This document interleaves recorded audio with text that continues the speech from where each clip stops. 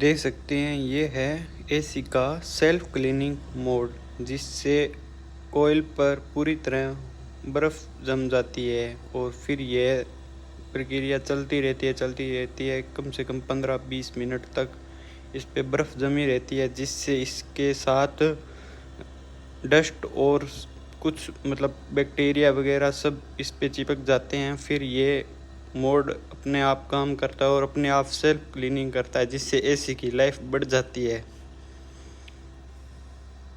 Thank you.